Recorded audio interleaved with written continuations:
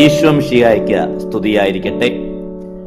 Lumen Cristo 101 ദിവസം കൊണ്ട് Bible പുതിയ നിയമം വായിച്ചു തീർക്കുന്ന വചന പദ്ധതിയിലേക്ക് ഏവർക്കും സ്വാഗതം. ഇന്ന് ദിവസം 81.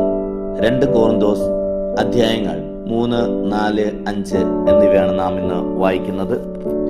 പുതിയ ഉടമ്പടിയുടെ ശുശ്രൂഷയെക്കുറിച്ചും ക്രിസ്തുവിലൂടെ ലഭിച്ച പുതിയ ജീവിതത്തിന്റെ മഹിമയെക്കുറിച്ചും പൗലോസ് അപ്പോസ്തലൻ ഓർമ്മിപ്പിക്കുന്ന ഭാഗമാണിത്.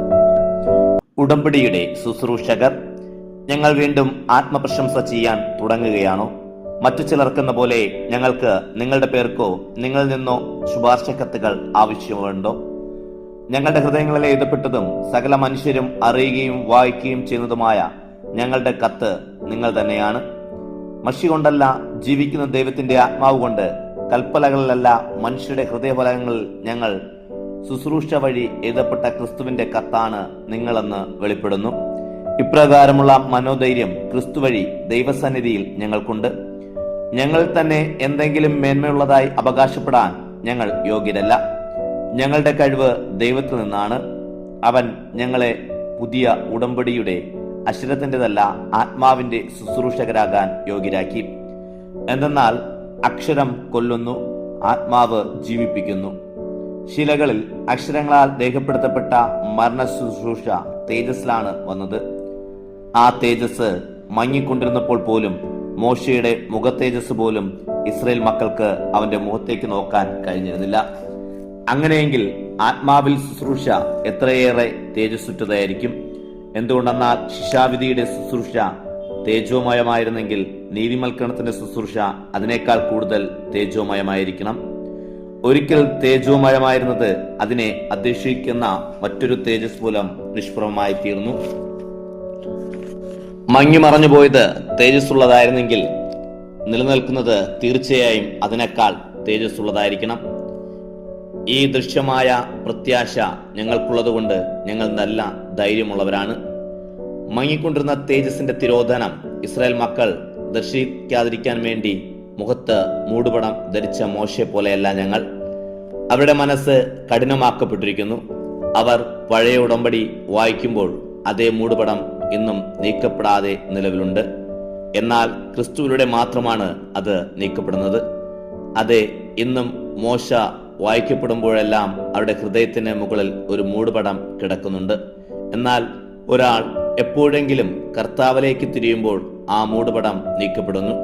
കർത്താവ് ആത്മാവാണ്. കർത്താവിന്റെ ആത്മാവുള്ളിടത്ത് സ്വാതന്ത്ര്യമുണ്ട്. കർത്താവിന്റെ മഹത്വം കണ്ണാടിയിലെന്ന പോലെ മൂടുപടമണിയാത്ത മുഖത്ത് പ്രതിഫലിക്കുന്ന നാം എല്ലാവരും അവിടുത്തെ സാദൃശ്യത്തിലേക്ക്, മഹത്വത്തിൽ നിന്ന് മഹത്വത്തിലേക്ക് കർത്താവിന്റെ ആത്മാവാൽ രൂപാന്തരപ്പെട്ടുകൊണ്ടിരിക്കുകയാണ്. 2 കോറിന്തോസ് അധ്യായം 4. മൺപാത്രത്തിലെ നിധി. അതുകൊണ്ട് ദൈവകരുണയാൽ ഞങ്ങൾക്കുള്ള ഈ ശുശ്രൂഷയിൽ ഞങ്ങൾ നഷ്ടധൈര്യരാകുന്നില്ല. ലജ്ജാകരങ്ങളായ രഹസ്യ നടപടികൾ ഞങ്ങൾ വർജിച്ചിരിക്കുന്നു. ഞങ്ങൾ വഞ്ചനയിൽ ചരിക്കുകയോ ദൈവജനം വളച്ചൊടിക്കുകയോ ചെയ്യുന്നില്ല. പ്രത്യുത സത്യത്തിന്റെ വെളിപ്പെടുത്തലിലൂടെ ഓരോരുത്തരുടെയും മനസ്സാക്ഷിക്ക് ഞങ്ങളെ ദൈവസമക്ഷം സമർപ്പിക്കുന്നു. ഞങ്ങളുടെ സുവിശേഷം നിഗൂഢമായിരിക്കുന്നെങ്കിൽ അത് നാശത്തിലേക്ക് പോകുന്നവർക്ക് മാത്രമാണ്. ദൈവത്തിന്റെ പ്രതിരൂപമായ ക്രിസ്തുവിന്റെ മഹത്വമേറിയ സുവിശേഷത്തിന്റെ പ്രകാശം ദർശിക്കാതിരിക്കാൻ ഈ ലോകത്തിന്റെ ദേവൻ അവിശ്വാസികളുടെ മനസ്സ് അന്ധമാക്കിയിരിക്കുന്നു. ഞങ്ങൾ പ്രഘോഷിക്കുന്നത് ഞങ്ങളെയല്ല, പ്രത്യുത യേശു ക്രിസ്തുവിനെ കർത്താവായും യേശുവിലൂടെ ഞങ്ങളെ നിങ്ങളുടെ ദാസനുമായാണ്. അന്ധകാരത്തിൽ നിന്ന് പ്രകാശം ഉദിക്കട്ടെ എന്ന് അരുളിച്ചെയ്ത ദൈവം തന്നെയാണ് ക്രിസ്തുവിന്റെ മുഖത്തെ ദൈവതേജസ്സിനെ പറ്റിയുള്ള അറിവിന്റെ പ്രകാശം ഞങ്ങളുടെ ഹൃദയങ്ങളിൽ ജ്വലിപ്പിച്ചിരിക്കുന്നത്. എന്നാൽ പരമമായ ശക്തി ദൈവത്തിൻ്റെതാണ്, ഞങ്ങളുടേതല്ല എന്ന് വെളിപ്പെടുത്തുന്നതിന് ഈ നിധി മൺപാത്രങ്ങളാണ് ഞങ്ങൾക്കുള്ളത്. ഞങ്ങൾ എല്ലാവിധത്തിലും ഞെരുക്കപ്പെടുന്നു, എങ്കിലും തകർക്കപ്പെടുന്നില്ല. ആശങ്കാകുലരെങ്കിലും നിരാശരല്ല. പീഡിപ്പിക്കപ്പെടുന്നു, എങ്കിലും പരിത്യക്തരാകുന്നില്ല. അടിച്ചു വീഴ്ത്തപ്പെടുന്നു, എങ്കിലും നശിക്കപ്പെടുന്നില്ല. യേശുവിന്റെ ജീവൻ ഞങ്ങളുടെ ശരീരത്തിൽ പ്രത്യക്ഷമാകുന്നതിന് അവിടുത്തെ മരണം ഞങ്ങൾ എല്ലായ്പ്പോഴും ശരീരത്തിൽ സംഭവിക്കുന്നു. ഞങ്ങളുടെ മർത്യശരീരത്തിൽ യേശുവിന്റെ ജീവൻ പ്രത്യക്ഷമാകേണ്ടതിന് ഞങ്ങൾ ജീവിച്ചിരിക്കുമ്പോൾ യേശുവിനെ പ്രതി മരണത്തിന് സദാ ഏൽപ്പിക്കപ്പെടുന്നു. തന്നിമിത്തം ഞങ്ങളിൽ മരണവും നിങ്ങളിൽ ജീവനും പ്രവർത്തിക്കുന്നു. ഞാൻ വിശ്വസിച്ചു, അതിനാൽ ഞാൻ സംസാരിച്ചു എന്ന് എഴുതപ്പെട്ടിരിക്കുന്നു. അതേ വിശ്വാസ ചൈതന്യത്താൽ ഞങ്ങളും വിശ്വസിക്കുന്നു, അതുകൊണ്ട് സംസാരിക്കുന്നു. കർത്താവായ യേശുവിനെ ഉയർപ്പിച്ചവൻ യേശുവിനോടുകൂടെ ഞങ്ങളെയും ഉയർപ്പിക്കുമെന്നും നിങ്ങളോടൊപ്പം അവിടുത്തെ സന്നിധിയിൽ കൊണ്ടുവരുമെന്നും ഞങ്ങൾ അറിയുന്നു.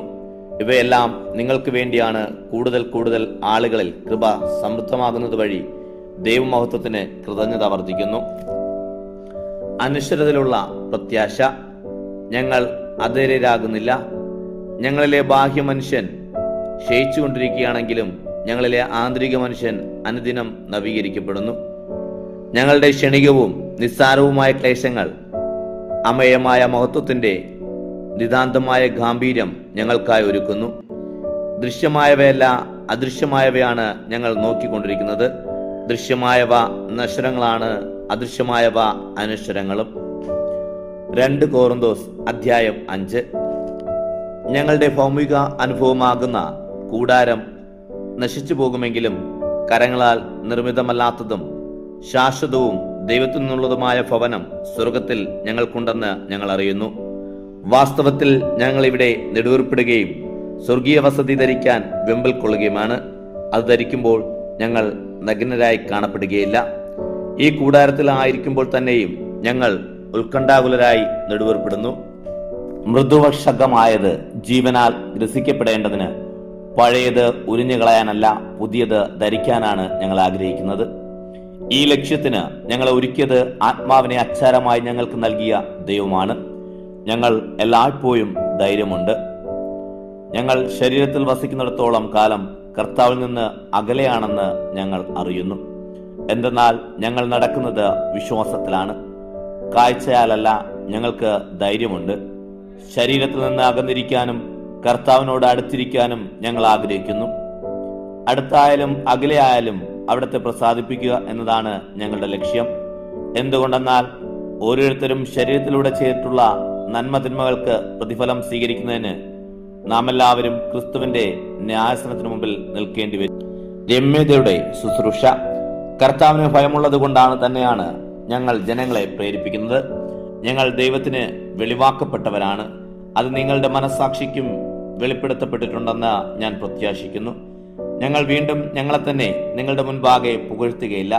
പ്രത്യുത ഹൃദയത്തിലല്ലാതെ മുഖഭാവത്തിൽ അഭിമാനിക്കുന്നവർക്ക് ഉത്തരം നൽകാൻ നിങ്ങൾക്ക് കഴിയേണ്ടതിന് ഞങ്ങളെപ്പറ്റി അഭിമാനിക്കാൻ ഒരവസരം നൽകുകയാണ്. ഞങ്ങൾ ഉത്തമരാണെങ്കിൽ അത് ദൈവത്തിനു വേണ്ടിയാണ്. ഞങ്ങൾ സമചിത്തരാണെങ്കിൽ അത് നിങ്ങൾക്ക് വേണ്ടിയും. ഒരുവൻ എല്ലാവർക്കു വേണ്ടി മരിച്ചെന്നും അതിനാൽ എല്ലാവരും മരിച്ചെന്ന് ഞങ്ങൾക്ക് ബോധ്യമുള്ളതിനാൽ ക്രിസ്തുവിന്റെ സ്നേഹം ഞങ്ങളെ നിർബന്ധിപ്പിക്കുന്നു. ജീവിക്കുന്നവർ ഇനിയും തങ്ങൾക്ക് വേണ്ടി ജീവിക്കാതെ തങ്ങളെ പ്രതി മരിക്കുകയും ഉയർക്കുകയും ചെയ്തവന് വേണ്ടി ജീവിക്കേണ്ടതിനാണ് അവിടെ നിന്ന് എല്ലാവർക്കും വേണ്ടി മരിച്ചത്. അതിനാൽ ഇപ്പോൾ മുതൽ ഞങ്ങൾ ആരെയും ജഡപ്രകാരം അറിയുന്നില്ല. ഒരിക്കൽ ഞങ്ങൾ ജഡപ്രകാരം ക്രിസ്തുവിനെ അറിഞ്ഞിരുന്നെങ്കിലും ഇനി ഒരിക്കലും അങ്ങനെ അറിയുകയില്ല.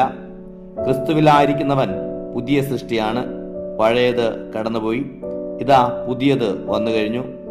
ഞങ്ങളെ ക്രിസ്തു വഴി തന്നോട് രമ്യതപ്പെടുത്തുകയും രമ്യതയുടെ ശുശ്രൂഷ ഞങ്ങൾക്ക് നൽകുകയും ചെയ്ത ദൈവത്തിൽ നിന്നാണ് ഇവയെല്ലാം.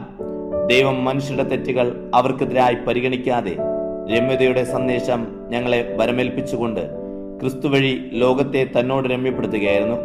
ഞങ്ങൾ ക്രിസ്തുവിന്റെ സ്ഥാനപതികളാണ്. ഞങ്ങൾ വഴി ദൈവം നിങ്ങളോട് അഭ്യർത്ഥിക്കുന്നു, നിങ്ങൾ ദൈവത്തോട് രമ്യതപ്പെടുവിൻ.